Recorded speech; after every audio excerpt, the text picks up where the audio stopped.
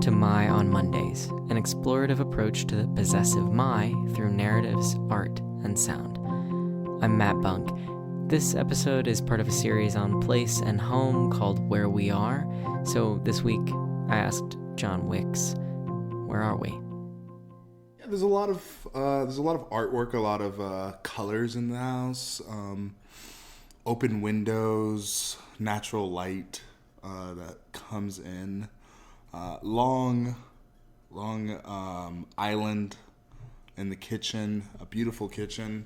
So we're at the home of the artistic director of Alley Repertory Theater. Thanks, Buff. Cat sitting and watering plants. We're in this house because John is house sitting, but also because the current shape of his career as an actor and director had an important start here. I remember I had a conversation with the artistic director of Alley Rep on this back patio. It was like one of the first conversations I had about producing something that was not with the grain.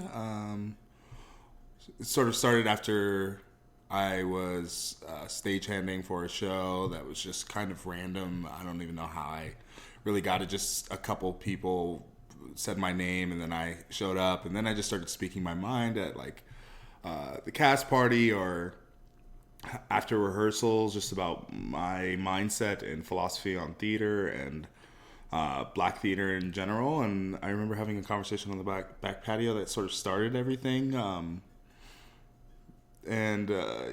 never forget that conversation because that's when the ball started to get rolling on producing theater that had to do with voices of people that are either marginalized or voices that are just untold or not told as much. So in that way, it's significant, and it's the home of somebody that I care dearly about. John has flourishing professional and personal communities and feels at home in Boise now. He says it feels like a warm comforter. But when he first came to Idaho, he wasn't a fan. I moved here against my will. My mother moved me here when I was just about to go into high school. Wait. 2007 is when I moved here. 2017, really? Yeah, about 15 years. 13 to 15 years. I asked him about his first impression of the state. Oh, white. So white. and cows. It's like cow shit everywhere. I first moved to Nampa in Caldwell, and I remember driving in through Parma and just smelling cow shit for the first time ever. I'm from Portland. There's no cow shit.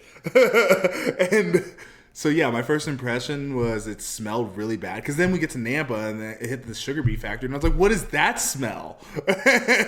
And so, yeah, I was like, the smell's really bad here, and there's so many white people. And I mean, honestly, I had a really tough time adjusting. I was more in tune with my blackness when I was 10. Than I was throughout all of my adolescence up until my junior year or sophomore year of college. Is when I went, because I think as a teen, you just want to feel like you have friends and you're accepted. So it was so white. I was just like, okay, I'm white now. And being a mixed person, I kind of get to choose. Not really. I don't really get to choose because the world sees me as black. Idaho definitely saw me as black. But I saw myself as white for a really long time. Well, I knew I was black, but I just wanted to fit in. So I presented myself as white in a lot of ways. Got into, whites. I mean, just scene kid stuff. I don't know, just the typical young white boy experience, hung out with white friends, made fun of myself for being black. So yeah, first impression was white and it stunk. And then I had to embrace it.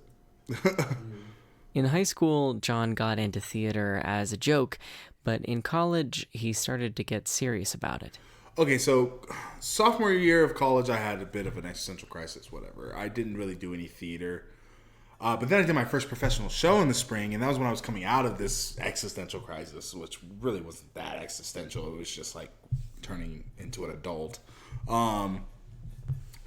Did my first professional show, got the passion back. That summer really grinded, and got into a mindset of like, I'm going to work really hard, and I did, and came back my junior year in fall and really focused on that fall show. Got some accolades for it. Succeeded in a lot of ways. Then the spring came around, and a little show called Picnic by William Inge was being produced in my college, and I felt confidently that I was one of the, if not the strongest actor in my program. It's a small program. But I felt like one of the strongest actors, and it was a pretty big show, and I was like, I should get this. But it's a show in 1950s Kansas, and I did not get cast, and it was explicit that I wasn't cast because of the color of my skin. And it became this whole ordeal, and that was really disheartening. But, and I was pretty discouraged, but I put all of my energy into doing other elements of theater. So I was assistant stage managing, being a master electrician. I did the curtain speech for some reason. I don't know why, which is the hardest job in theater. If people don't know, the curtain speech is so hard. I was doing all these random aspects of theater that I wouldn't normally do as an actor, and that was where I was putting my energy in, and I was running a board. I don't even know what else I was doing. Despite the fact that I literally couldn't do the show as an actor because I have, caramel colored skin. And even though it was discouraging, now I look back and I'm like, oh, thank God, because now I have these other perspectives of theater that I didn't have before that actually make me a better actor.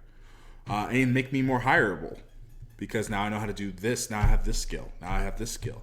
And then I've grown on that skill. So now I have that skill even stronger. And now I can do this skill on a professional level, like assistant stage manager or whatever it might be. So yeah, that was discouraging, but I learned through it. Doubted whether or not I wanted to do it. But it just grew into a passion. Again, that's where it sort of started, that I realized like the color of my skin mattered in this art form. And that's kind of when things really actually started for me wanting to produce theater and make theater for people that look like me and sound like me. So I think Idaho sort of became my home in college. Even then, that's hard to say. I think Boise really didn't start to become my home until 2022 maybe. After I started to actually work with theaters in Boise, really. When I built a community outside of my friends and family. That's really when I felt that home feeling. I think that goes for Idaho and for Boise. Idaho really, going on tour recently, this last winter, really made all of Idaho feel like home in a lot of ways. Seeing the rest of the state after living here for so long. But Boise in particular, after building a community here with Alley Rep and then working with companies like Boise Contemporary Theater and Address Book and working with people that I think are great artists has really helped me feel at home in Boise, or feel like Boise is my home. Having found a start of that community at Alley Rep, John set out to produce The Royale, a play with an almost all-black cast. I think at first it felt a lot more impossible in a lot of ways. I think demographics are abysmal. Not that Portland, being from Portland, the demographics aren't great there either, but there are community. It's a bigger city and it's urban, very urban, in a lot of ways, and there are more communities of people of color, especially. So there's a support in that sense, but I wasn't creating during the time I was living there, so it's hard to sort of compare the two.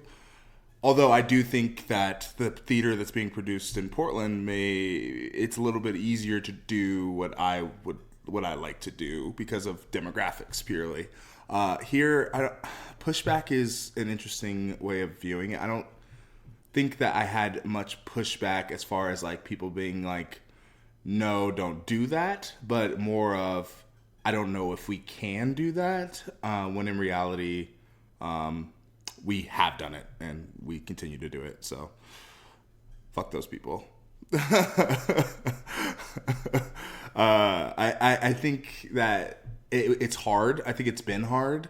I think it was harder at first because we didn't know, because it was unknown territory. And again, demographics play a huge role. It's really hard to find actors of color sometimes. But a part of the conversation I had at this home was we creating this concept of a feedback loop where you create it, people see it, people hear about it, and then those voices start to come to you to help create more of it. But it was a role where, you didn't need to be super classically trained or even theater trained in general. It was very scrappy, like emotionally erratic role. Something that we thought we could shape a young actor into doing really well in. So we were like, we don't need them to come from out of town. We don't need them to be classically trained. So we could find them on the street. So we looked for comedians. We even thought about like my brother, just different options of people that weren't necessarily actors. And so the Barbershops ended up being the answer. It got to the point of asking if Gigi, who is a wonderful barber, hairstylist off of Overland, go see her, and her husband, the beard mechanic. Shameless plug. She is actually the one that found him for us, and she was like, "Oh, well, maybe you could look at this barber who is a black barber, and if you know anything about black hair, you got to get your hair done mostly by other black people because it's very specific, or by somebody who's been around black people and been cutting black hair for a long time." So a lot of black people go to black barbers, and eventually, honestly, Buffy was the one that found him. I didn't find him. And that's her just being diligent and asking shamelessly for black people that know how to act around the valley. Again, doing the boot work, doing the barbershop network, I think you get a network of people seeing shows that you normally wouldn't. So I think people in those circles are people in the circles of the person that we found from the barbershop, who he's a DJ. I'm sure he has other people that are talented and want to do this thing that don't normally go to theater that go. And so like things like that tend to happen where people who have never heard of it or wouldn't otherwise find it because of the unique way of casting that we've had to do in order to cast these shows in Boise. So I think that's a big part of it. I mean, before it was all white auditions, and now there's tons of people of color coming in for auditions as well. So I think since it was a sort of a pilot in a lot of ways, I think I was just hoping people would show up and prove that we could do it, and like it would sell tickets and people would enjoy it, and it wasn't into show. It was the goal of the Royale was more to show the rest of Boise theater that producing black plays is not only possible, but something that isn't that hard to do. It's funny because I say that, but like I also really, really hoped that a lot of black people showed up for the Royale. we had a lot of pushback on the Royale, from the rehearsal process to to resources, like as far as getting help from communities. Just because Jack Johnson is a very controversial Black figure, and we weren't necessarily celebrating his life, but just celebrating this Black story. However, I know a lot of Black folks that are just they were concerned about him being the figurehead of this story. But a big part of me did want to see a lot of Black people in that audience. I think in retrospect, though, I was glad that so many people showed up, even though there weren't that many Black folks in the audience. I don't know, if you can find somebody that didn't like the Royale, come let me know. I don't think anybody walked out of the Royale not enjoying it. It's a tough show. We had choreographers everywhere. 2 directors, went through 2 phases of rehearsals. It was just a monster of a show. So, and it's a great script and a great actor. So it's the story sort of tells itself. But a resounding yes of approval, and from I would like to think that in a lot of ways it was a moment. I'm not trying to toot my own horn or toot Allie's horn, but in a lot of ways there was a shift in the Boise theater community as far as telling stories about people of color. This does coincide with major national shifts as well. So I can't take all the credit, but I can say that after the Royale, a lot more plays were being produced in Boise that dealt with people of color. A little after the Royale, John took a formative trip to Chicago. Saw theater for a week. Stayed with my friend Ellen. Shout out Ellen for letting me sleep in her extra room. Thank you. I came and I had the best time of my life. I was thinking about moving there. I just come off doing sweat at Boise Contemporary Theater. I was at the height of, I was like, oh yeah, I can do this. I can make theater. And then I went to Chicago. I saw theater. I was like, I can do it here. And I was so excited, and I had such a good time. But I was so ready to come home, and when I flew back into Boise and I saw the foothills, the feeling I had, it was just like, I'm not leaving. I did not want. I wanted so badly to be back home, and the feeling I got when I got there did not disappoint.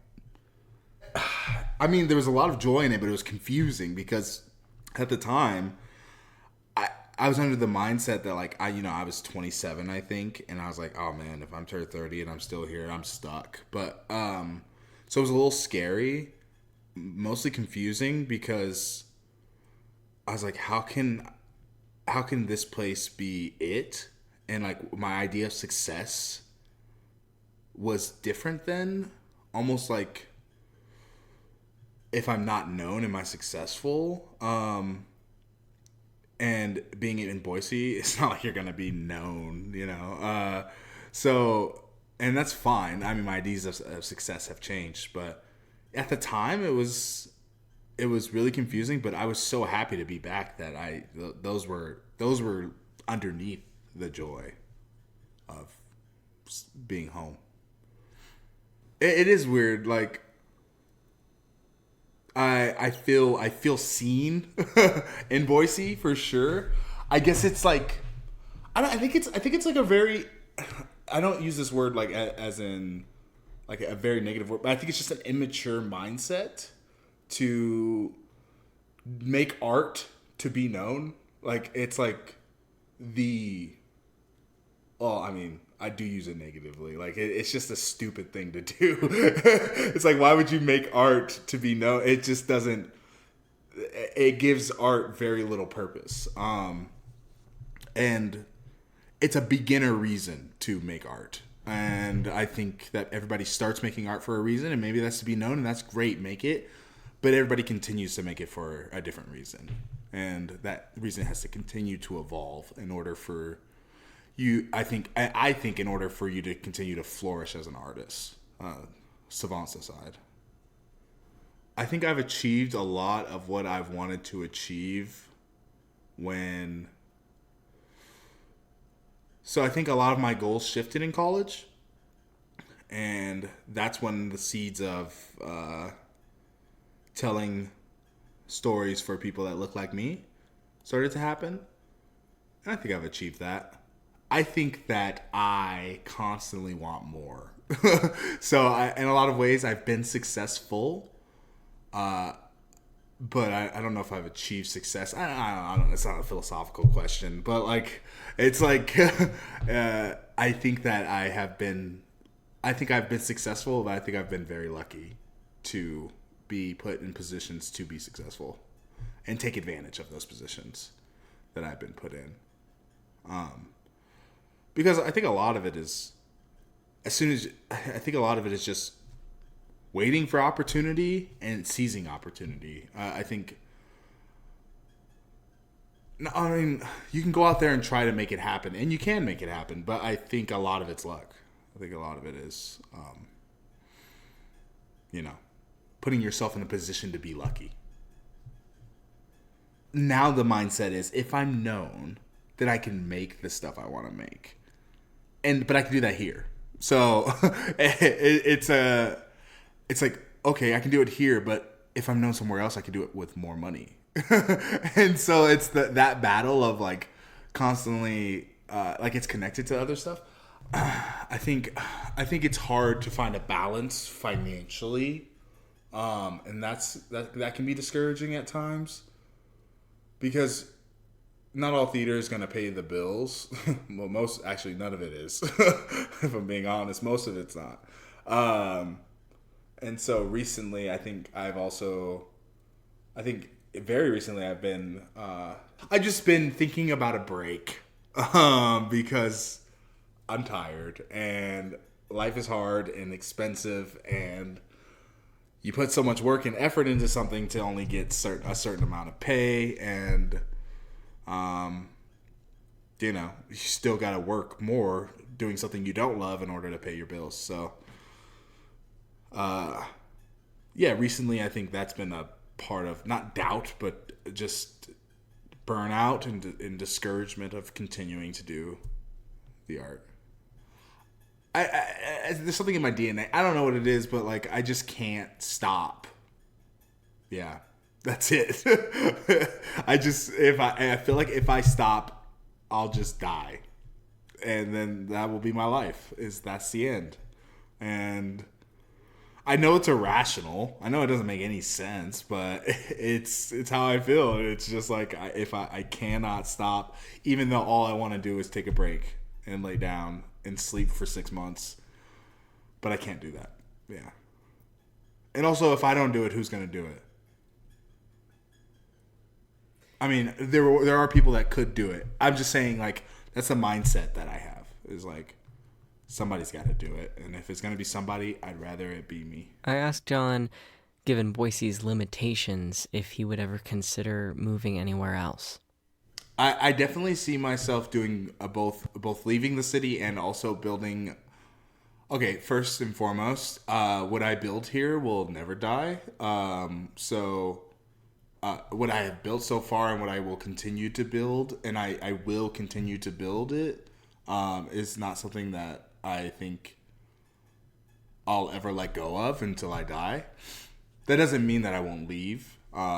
And the only reason I think I'd leave is to expand on my knowledge and expand on what I am capable of to do here in a lot of ways. The community I've built here, the work I've done here, I find to be increasingly more important. So, I definitely see myself continuing to build here. But I also see myself leaving in order to expand.